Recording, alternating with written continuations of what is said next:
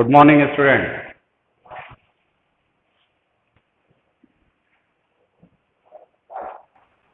In live class, we have already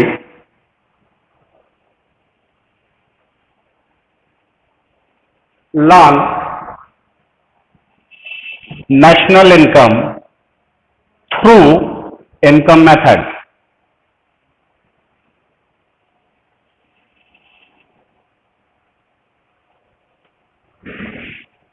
Again, today I will explain the income method. Before explaining the income method,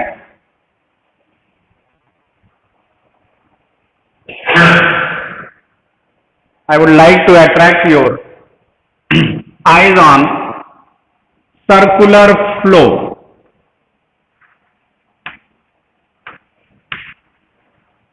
Of income in two-sector model.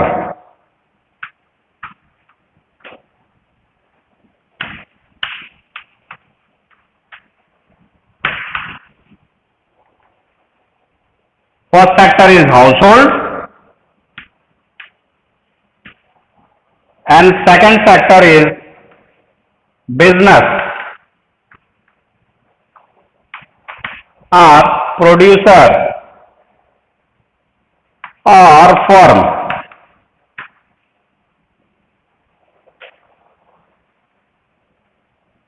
Here, household sector provides to business sector of product. What is sector of product? Sector of product is land, labor, capital, entrepreneur.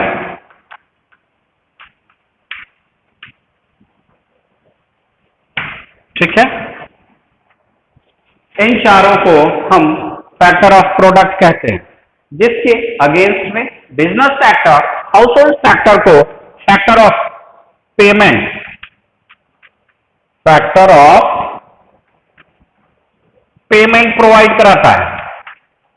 ठीक है, ये factor of payment क्या है? Land के against में rent, labour के against में weather salary, capital के अगेंस्ट में इंटरेस्ट एंड एंटरप्रेन्योर के अगेंस्ट में प्रॉफिट. तो हमारे जो इनकम मेथड में हम इनकम को इंक्लूड करते हैं, वो कौन सी इनकम को इंक्लूड करते हैं? तो वो ऐसे इनकम को हम इंक्लूड करते हैं जो फैक्टर ऑफ प्रोडक्शन में यूज की गई हो. फैक्टर ऑफ प्रोडक्शन में जो भी इनकम हो रही है, उसी इनकम को हम इनकम मेथड में इंक्लूड करते हैं, ऐड करते हैं. क्लियर है? तो यहां पर हम नेशनल इनकम फाइंड आउट करने जा रहे हैं थ्रू इनकम मेथड. और इनकम क्या है? इनकम कैसे जनरेट हो रही है? तो फैक्टर ऑफ प्रोडक्ट से जो भी हमें इनकम आ रही है, वही इनकम हमारी इनकम मेथड के अंदर काउंट की जाएगी. तो यानी कि ये जो फैक्टर ऑफ प्रोडक्ट है, इसी से तो इनकम आ रही है यहां पर. तो क्या हम इसे इनकम मेथड को फैक्टर ऑफ प्रोडक्ट मेथड नहीं कह सकते हैं? कह सकते हैं. और आपके एग्जाम में इनकम मेथड की जगह पे फैक्टर ऑफ प्रोडक्ट मेथड अगर यूज किया जा रहा है, तो इट मीन कि वो इनकम मेथड ही पूछा जा रहा है. इसे डिस्ट्रीब्यूशन,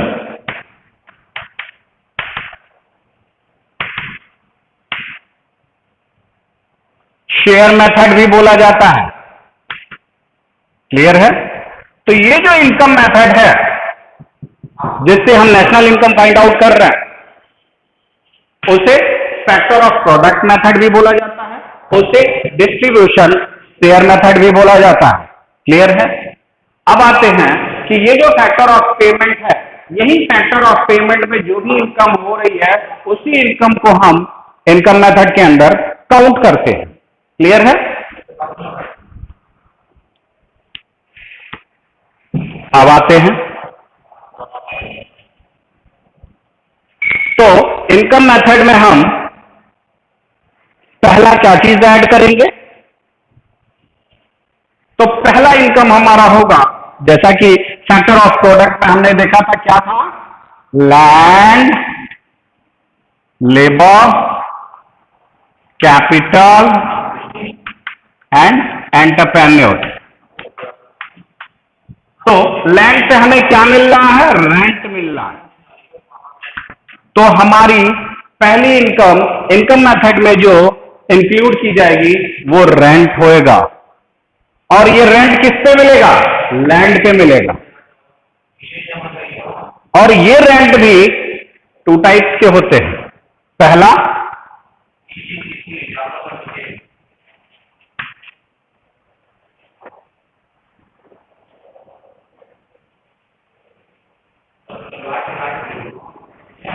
अगर हमने अपनी किसी प्रॉपर्टी को लेट आउट किया हुआ है, किसी को किराए पे दिया हुआ है, तो उससे जो हमें इनकम होएगी वो रेंट कहलाएगा।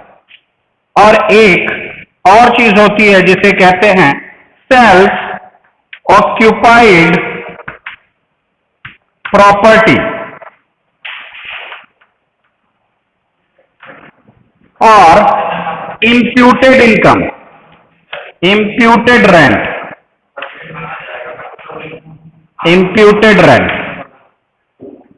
सेल्फ ऑक्यूपाइड प्रॉपर्टी का मतलब क्या है कि अगर कोई भी बिजनेसमैन है वो अपने ही लैंड पे अपनी कोई फॉर्म को स्टैब्लिश कर रहा है, तो जो बिजनेसमैन है वो ऑनर है किसका? लैंड का, और उसी पे वो कोई फॉर्म स्टैब्लिश कर रहा है।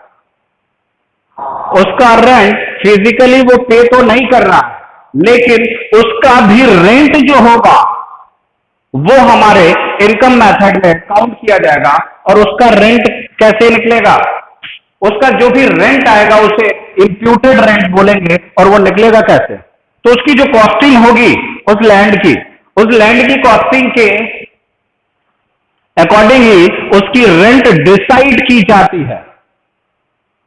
जो भी उस सर्किल का रेट होगा उस रेट के हिसाब से, तो वो जो रेंट डिसाइड किया जाएगा जिसपे ऑनर ने खुद की फॉर्म को स्टैब्लिश किया है, तो उस पे जो रेंट डिसाइड किया जाएगा वो इंप्यूटेड रेंट कहलाएगा या सेल्फ ऑक्यूपाइड प्रॉपर्टी कहलाएगा। क्लियर है? तो यहां पर रेंट में हमें दो टाइप से रेंट मिल रहा है, एक लेट आउट करने से और दूसरा सेल्फ ऑक्यूपाइड से इंप्यूटेड रेंट मिल रहा है। ये हमारे इनकम मेथड में रेंट इनकम कहलाएगा। क्लियर है? किससे हो रहा है? ये लैंड से हो रहा है। क्या लैंड से और भी किसी टाइप की इनकम हो सकती है? बिल्कुल हो सकती है। कैसे?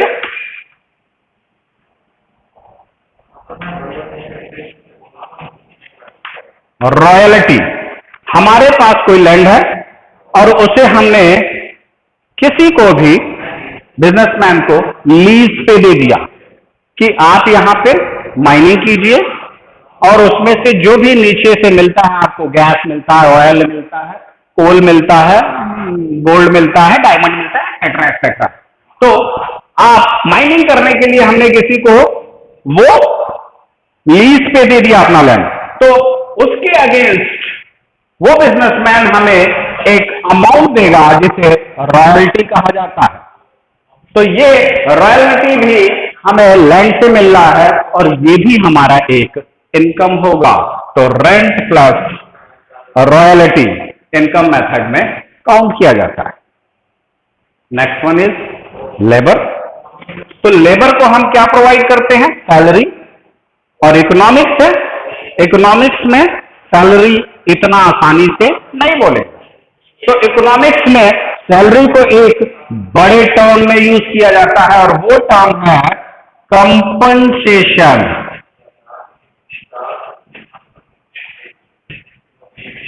Compensation of employ.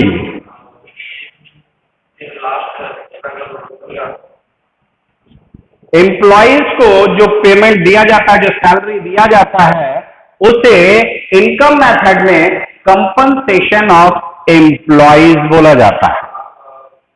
ठीक है, और ये जो कंपनसेशन ऑफ एम्प्लॉय जो है, इसके अंदर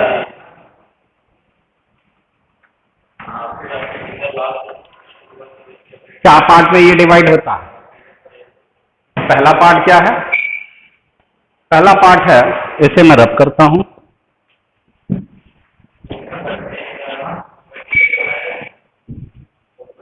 तो कंपनसेशन ऑफ एम्प्लॉय का पहला पार्ट है wages and salary in cash, यानी कि एक एम्प्लॉयर अपने एम्प्लॉइज को कैश के रूप में जो भी वेजेस और सैलरी देता है, वो कंपनसेशन ऑफ एम्प्लॉय का पार्ट होता है। Second, wages and salary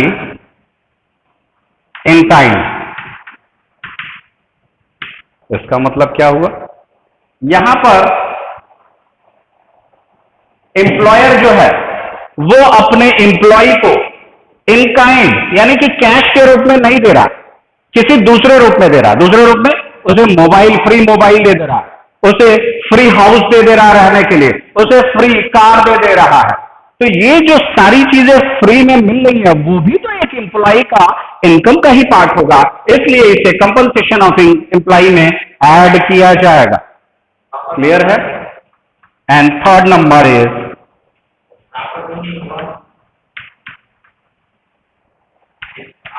employers contribution in social security scheme, triple S. Employers अपने एम्प्लॉय को सोशल सिक्योरिटी स्कीम में फायदा देने के लिए कुछ मनी को कंट्रीब्यूट करते हैं। जैसे एम्प्लॉयर्स एम्प्लॉय के लिए पीएफ फंड में कंट्रीब्यूट करते हैं, हेल्थ फंड में कंट्रीब्यूट करते हैं, और भी तमाम तरह के वेलफेयर स्कीम होती हैं एम्प्लॉयज के लिए। उन सारे स्कीम में एम्प्लॉयर थोड़ा कंट्रीब्यूट करता है। तो किसके लिए करता है? एम्प्लॉयज के लिए करता है ना। तो एम्प्लॉयज को कैश में नहीं मिल रही है, बट सर्विसेज के रूप में वो सर्विस मिल रही है ना, जिसकी एक कॉस्टिंग होती है, तो वो भी हमारा कंपनसेशन ऑफ इनकम का पार्ट होगा। And last one is fourth, pension on retirement.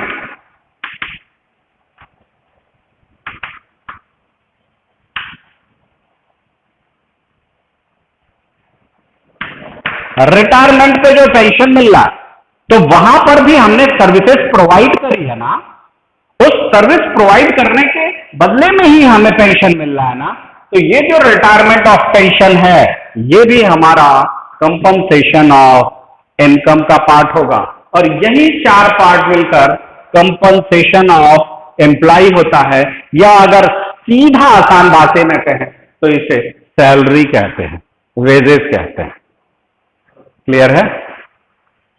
अब आते हैं नेक्स्ट क्या है। तो नेक्स्ट है फैक्टर ऑफ प्रोडक्ट में कैपिटल। इस कैपिटल पे इंटरेस्ट मिलता है। ये जो इंटरेस्ट मिलेगा, अगर किसी भी प्रोडक्शन में कोई भी कैपिटल यूज किया जाता है, तो उस कैपिटल के अगेंस्ट में इंटरेस्ट की पेमेंट होती है, और ये जो इंटरेस्ट पे किया जाता है वो भी एक इनकम है।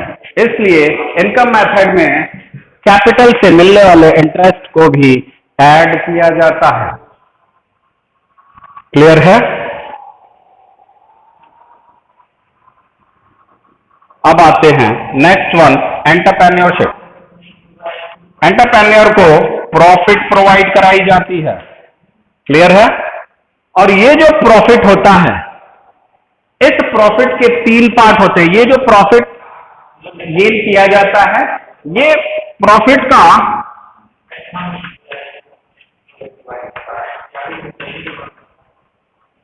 3 पर्पजेस हैं। वो 3 पर्पजेस क्या है? पहला पर्पज है कि इस प्रॉफिट से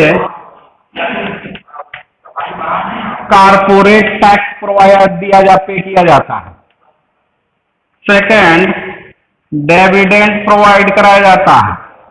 and third one is retained earning और अनडिस्ट्रीब्यूटेड प्रॉफिट। अनडिस्ट्रीब्यूटेड प्रॉफिट, ठीक है। ये तीनों जो चीजें हैं वो प्रॉफिट से ही दी जाती हैं। कारपोरेट टैक्स, गवर्नमेंट कॉर्पोरेट के ऊपर एक टैक्स इंपोज करती है जो प्रॉफिट से पे किया जाता है। डिविडेंड, शेयर होल्डर को प्रॉफिट में से ही डिविडेंड दिया जाता है, यानी कि लाभांश दिया जाता है। तो जो भी शेयर होल्डर्स को प्रॉफिट में से हिस्सा दिया जाता है उसे डिविडेंड बोलते हैं। और एक होता है रिटेन्ड अर्निंग, यानी कि फ्यूचर के लिए अगर कोई भी किसी भी टाइप का डिजास्टर आता है, कैलेमिटी आता है या पेंडेमिक आता है या और कोई हमारी रिक्वायरमेंट होती है, तो उस रिक्वायरमेंट को फुलफिल करने के लिए, फ्यूचर में फुलफिल करने के लिए कुछ प्रॉफिट का हिस्सा रिटेन कर लिया जाता है, रोक लिया जाता है, सेव कर लिया जाता है। तो ये जो तीनों चीज हैं, इन तीनों चीजों से मिलकर प्रॉफिट बनी होती है और ये प्रॉफिट भी हमारे इनकम का पार्ट है। क्लियर है? अब आते हैं रेंट और रॉयल्टी,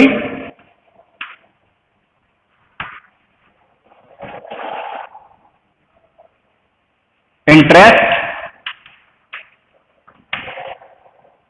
एंड प्रॉफिट।